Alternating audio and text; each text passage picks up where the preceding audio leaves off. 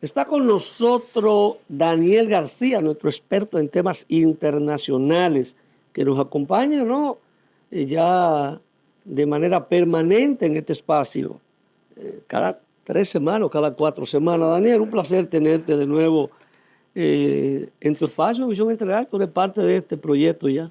¿Cómo anda todo? Gracias. Saludos, amigo televidente. Todo muy bien. Qué bueno, qué bueno. Pese Daniel. a la situación mundial. Pese a la situación mundial y a la situación nacional también. Situación nacional Exacto, también. que es bastante preocupante. Sí.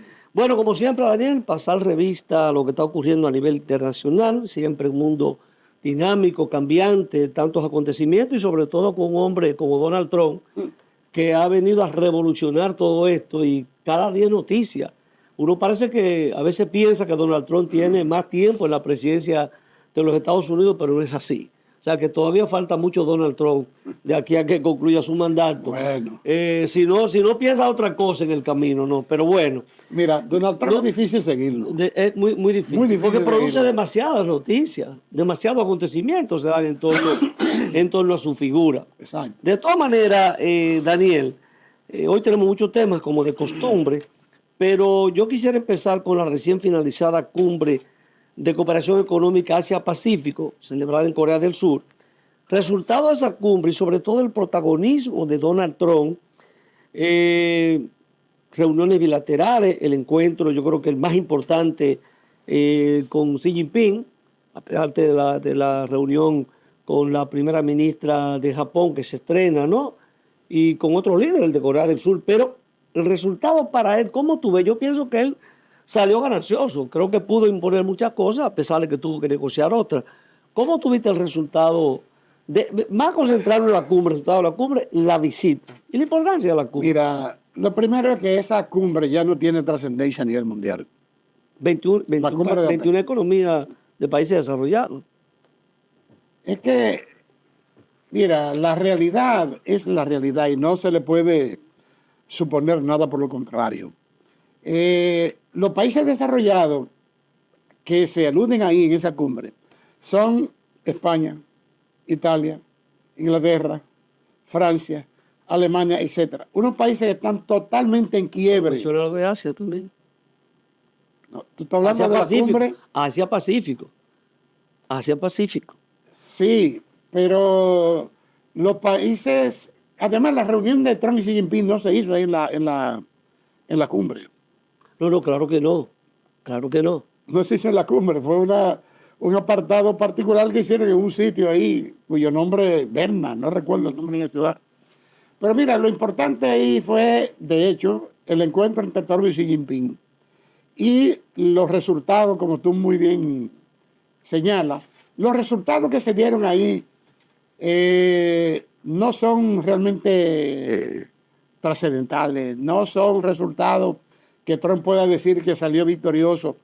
Por el contrario, él trató de manejar a Xi Jinping, pero se encontró con un muro.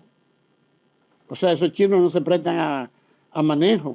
Y lo han preparado para negociar, y él lo reconoció. Pero los resultados son lo que dicen. Por ejemplo, con el problema de la tierra rara, no hubo progreso. Porque lo que Trump planteaba, Xi Jinping no lo aceptó.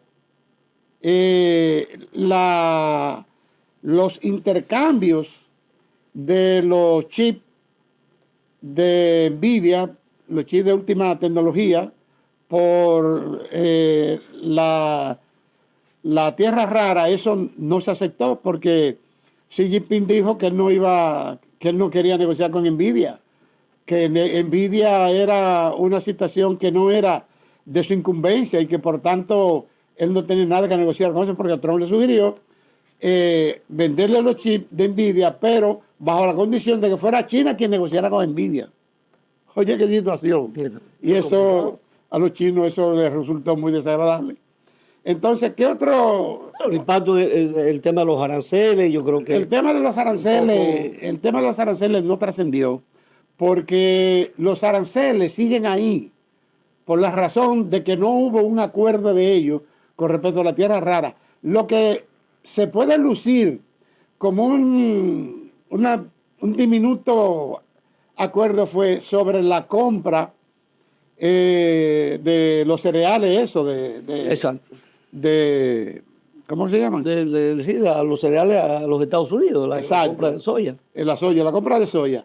Pero independientemente de eso, no hay nada. Inclusive, o peor aún, ayer salió una noticia donde los mismos senadores y congresistas norteamericanos le echaron en cara a Trump de que salió de ahí humillado. Pero tuvo contactos interesantes con otros jefes Salió de de ahí Estado, humillado dentro Ah. de los intereses que Trump se planteó conseguir en esa cumbre. O sea que ahí no hubo nada. Pero para el mundo, como que baja un poco de tensión, ¿uno entiende? Sí, el impacto que tiene en el bajó comercio tensión, internacional. Bajó tensión porque ya no se daban mercados. aquellas amenazas incruentas le va a poner 500% de tarifa arancelaria, ese tipo de cosas, que son cosas disparatosas. Un respiro de los mercados, vamos Son a decir. disparatosas. Bueno, Bueno. vámonos a la situación política de los Estados Unidos. Donald Trump. Ahí sí hay tela que cortar. El triunfo de los demócratas, ¿no? En las elecciones en Nueva York, la alcaldía, New Jersey, Virginia, California. ¿Cómo tú ves? Mira, ¿Qué está pasando en Estados Unidos? la situación- ¿Qué puede pasar a partir de ahora con un gobierno que pierde todos los días niveles de popularidad y imagen y prestigio, como tú quieras llamarle? ¿Qué puede pasar con Donald Trump? Mira, Que finalmente la termina diciendo situación de Donald que Trump, no fue mejor la cosa porque él no era el candidato. la situación de Donald Trump es sumamente caótica y además muy... ¿De su gobierno o él de manera personal? Es que una cosa depende de la otra. Depende de lo... Es que Trump está haciendo cosas que inducen a todo el mundo a pensar que él procura la derrota. Porque pelear con tanto frente ante situaciones tan difíciles y con tantos intereses de por medio no es recomendable para nadie, mucho menos para un país tan complicado como es Estados Unidos, donde intervienen tantos mecanismos de poder, por ejemplo, el lobby sionista, por ejemplo, las élites corporativas financieras, que es el principal problema de Trump. Son esa gente, son sus verdaderos enemigos y que Trump lo ha declarado sus enemigos y que ha estado manejándose de tal manera que está enfrentando o quiere enfrentar todos los días los intereses de esa gente.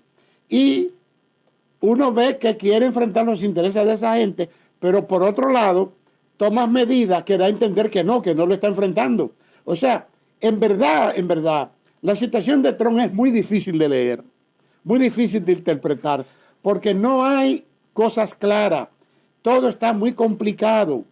Y lo que más complica la visión es la actitud personal de él, de esa actitud bipolar, de estar cambiando de opiniones, decir una cosa, luego retraerse, otra. hacer una cosa, luego echar para atrás. O sea, eso está, de hecho, tumbando la imagen del gobierno y de él mismo, por lo cual la situación de Estados Unidos no pinta bueno. Mira, hay que tener en cuenta la gran crisis económica que hay en Estados Unidos.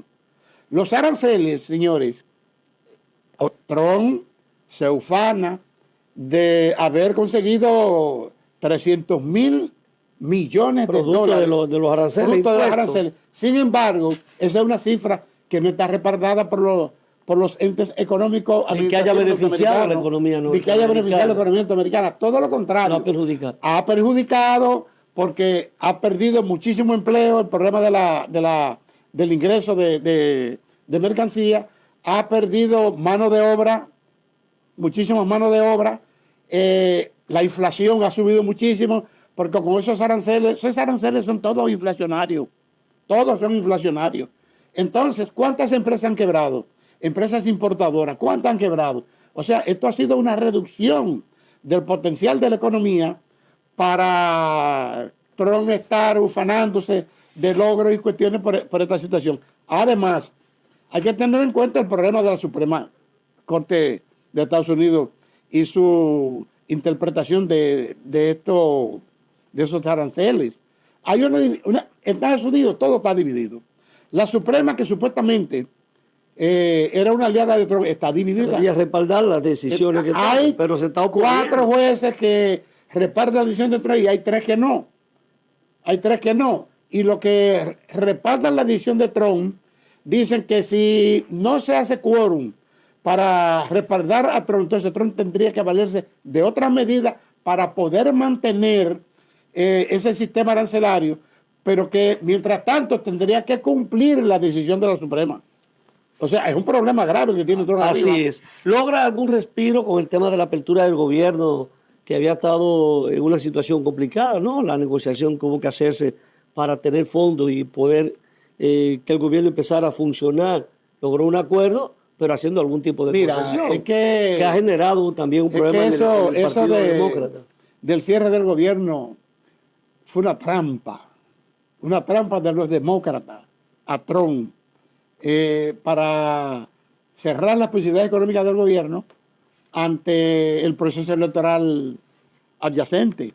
O sea, le crearon a Trump Para una generar un condición. impacto. Claro, claro. Y tú no ves que tan pronto pasan las elecciones, de una vez los demócratas se ponen de acuerdo y 7 u 8 de ellos votan a favor de la apertura. Mandaron pero negociando, ¿no? Pero negociando que el negocio era cerrar el gobierno para cerrarle a todas las posibilidades de tener recursos para poder enfrentar la demanda de ese proceso electoral.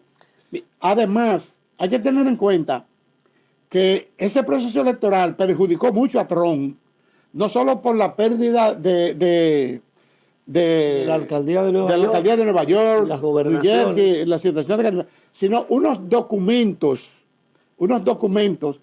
que se sometieron a votación, particularmente en California, para reformar el sistema electoral en un orden que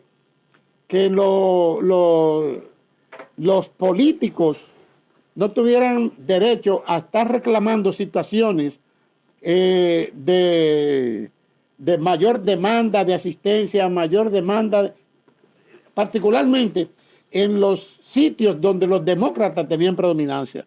O sea, esa ley ya se convirtió en ley. Así es. Esa ley la perdió Trump. Mire, vamos a hacer la pausa con su anuencia y retornamos a esta interesantísima conversación en la noche de hoy.